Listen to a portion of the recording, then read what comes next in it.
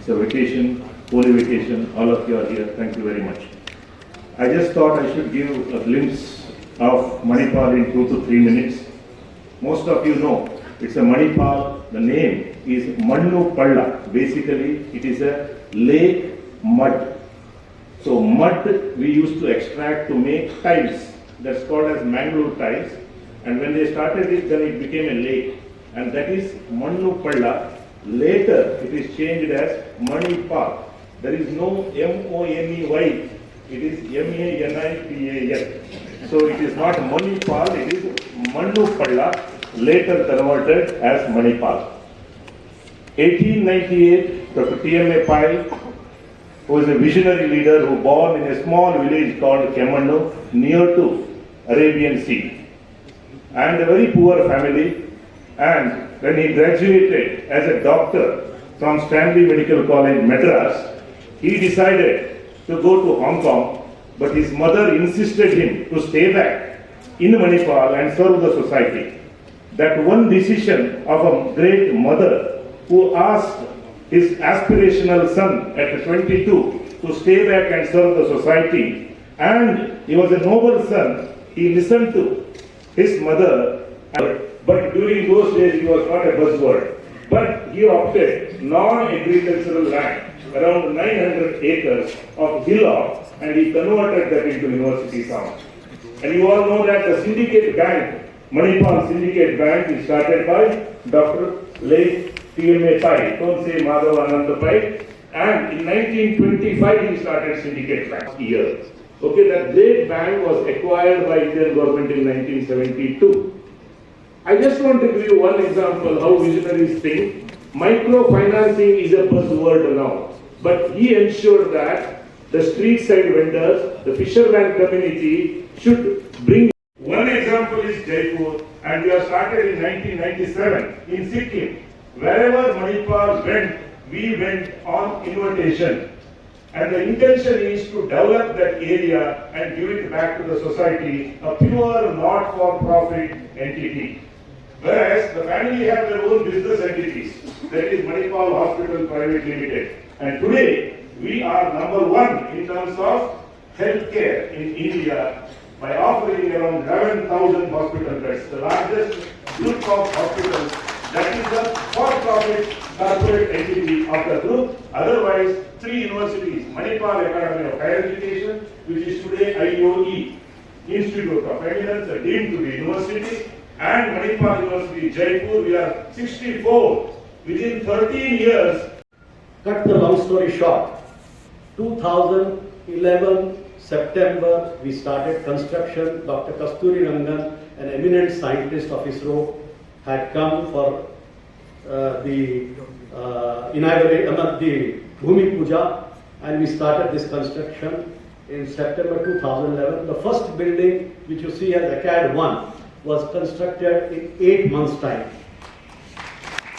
That was 2.5 lakh square feet, and that is when we shifted the campus from Vatika to this place. And today we have built about 7 million square feet in this campus. It is probably largest, fastest growing campus in North India. आप लोगों के यहाँ आने से हुआ है.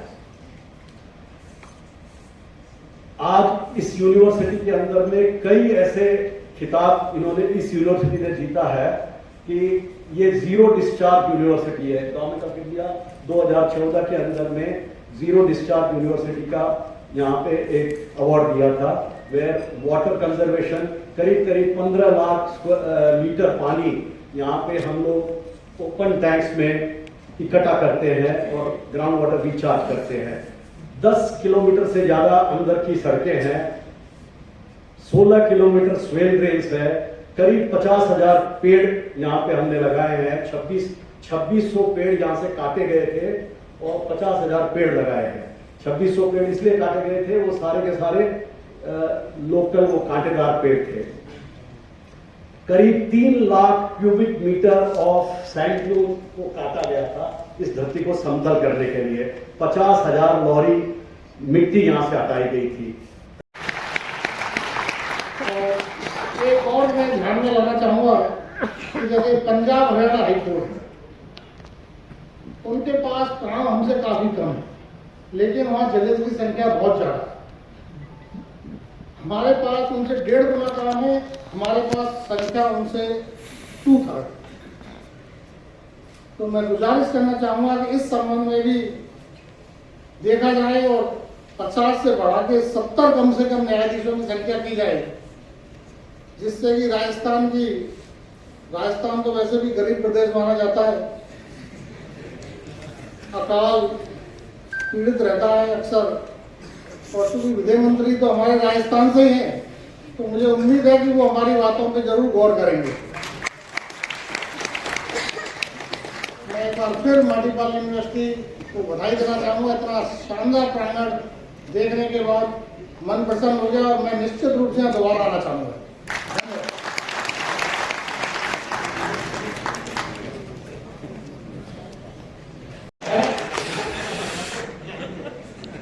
देखो कैमरे की मैं नहीं कह रहा हूँ, ना कैमरे का कह रहा हूँ, ना ये कुछ अभी मोबाइल पे देख रहे हैं उनका कह रहा हूँ, और जो मंजूर जी बोल के गए उनका भी नहीं कह रहा हूँ। मैं होली की आपको शुभकामनाएं दे रहा कि कोई मंच से कोई बोल भी गया है तो बुरा न मानो, होली आपको भी बहुत बहुत शुभकामनाएं। अब मैं टॉपिक पे आता हूँ। आप सब कानून के विद्यार्थी हो क्या? जरा बताएं किस किस के हो? मैं थोड़ा सवाल करूंगा थोड़ा आपसे, क्या कानून के हो? ज्यादा लॉ वाले हैं? कितने लॉ वाले आगे रखेंगे? कम है भी लॉ वाले। तो फिर जानकारी वाले जो अलग अलग सब्जेक्ट में पढ़ाई कर रहे हैं या सुना होगा अच्छी वर्कशॉप है, जैसे हम पढ़ते थे, बिल्कुल अच्छा वो कुछ अच्छी बात हो, सबको बधाई। फिर मैं कह रहा हूँ बुरा मत मानो, होली। होली क्यों मनाते हैं पता है किसी कारण? से बढ़ जाती है। मनुष्य का भी शरीर प्रकृति के अनुसार चलता है, तो मनुष्य के शरीर में भी अंगड़ाई आती है और वो भी उल्लास उमंग आनंद से भर जाता है। तो क्या कहा आपने समझ नहीं आया क्या? अभी मंजूर जी क्या करके गई थी? होली तो करके गई। आपके हाथ ध्यान में नहीं है? क्रिकेटर साहब के तो ध्यान में आ गए। देखिए अभी 3 नए कानून लागू किए, कुछ उसमें सुधार किए, कुछ नाम परिवर्तन किए, देश काल परिस्थिति के अनुसार काफी चेंजेस की आवश्यकता थी वो किया। तो आपको ध्यान में होना चाहिए क्योंकि सबके काम आता है। कोई लॉ पढ़ रहा है तो ठीक है, तो जीवन में भी काम। तो आईपीसी को तो हमने क्या कर दिया, भारतीय दंड संहिता को तो हमने बना दिया भारतीय न्याय संहिता, और जो सीआरपीसी था उसको हमने बना दिया भारतीय नागरिक सुरक्षा संहिता, और जो इंडियन एविडेंस एक्ट था उसको बना दिया। बोलना नरेंद्र मोदी जिंदाबाद जिंदाबाद। अब ये विषय क्यों आया थी? अब आप देखिए, मैं कुछ पीछे ले जाऊंगा इतिहास में। 1757 हमारे देश में क्यों फेमस है? किसी को जानकारी?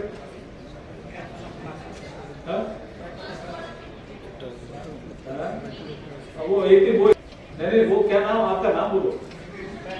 हाँ है कीर्ति। मैं 1757 पूछ रहा हूँ कीर्ति। हाँ 1757 क्यों फेमस है भारतीय इतिहास में?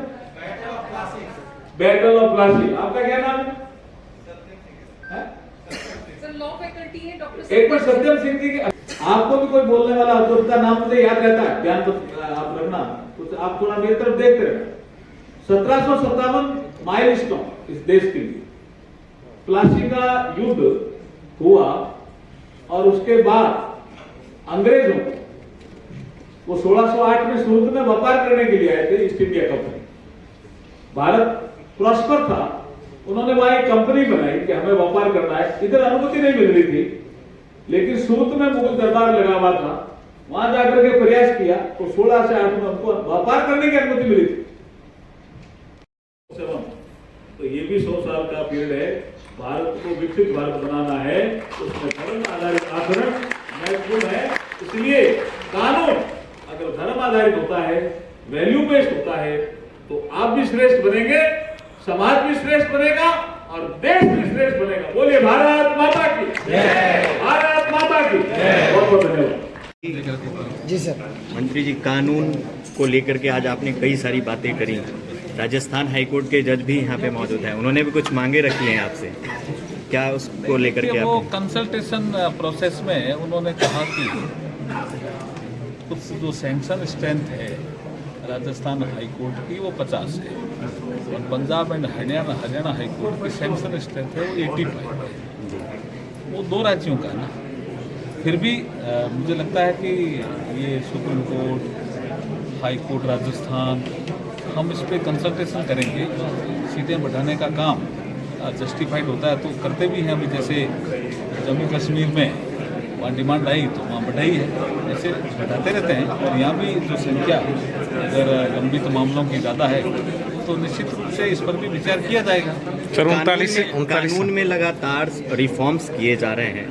ऐसे में जो पारिवारिक कोर्ट है उसमें काफ़ी सारे मामले आ रहे हैं, जबकि जो सामाजिक जो शादी थी वो सामाजिक मुद्दा था, सामाजिक उसको था, ये कोर्ट में इसको घसीटा जा रहा है। महिलाओं के प्रति काफ़ी सारे वहाँ पे सेंसिटिवनेस है, लेकिन जो पुरुष है वो भी तो कहीं ना कहीं प्रताड़ित हो रहा है। उनको लेकर के आप लोग क्यों नहीं रिफॉर्म कर रहे हैं? आप जो प्रोग्रेसिव लॉ हैं उनको लेकर के अपने विचार व्यक्त किए हैं, आपके अपने विचार हैं। कॉमर्शियल कोर्ट, स्पेशलाइज कोर्ट बना, पॉक्सो जो नाबालिग बच्चों के साथ जो अपराध होते हैं उसके लिए कानून बना, और महिलाओं के साथ भी अगर कोई मामले आते हैं तो ऐसे कानून बनाए जाते हैं। वो प्रोग्रेसिव लॉ कहलाते हैं समाज के विकास के साथ साथ। आपने जो मुद्दा उठाया है वो है कि किस कानून के लागू होने के बाद उसके मिसयूज के कितने प्रकरण आते हैं। ये हमेशा सामाजिक चेतना का निरंतर विकास का विषय है। ये विषय भी हमारे पास आते रहते हैं, जो आपने रखा है ऐसे भाव भी आते रहते हैं, लेकिन इसका संसद में कभी चर्चा होगी तो बताएंगे आपको।